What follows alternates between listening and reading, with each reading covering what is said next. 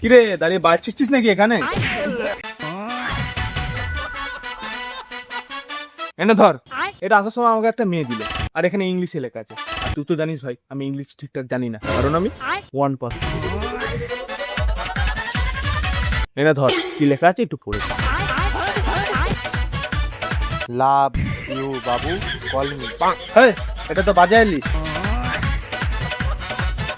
হেই, বাজারের লিস্ট? তুই একটু বস, আমি বাড়ির দিক দিয়ে আছি, আমার একটু কাজ আছে।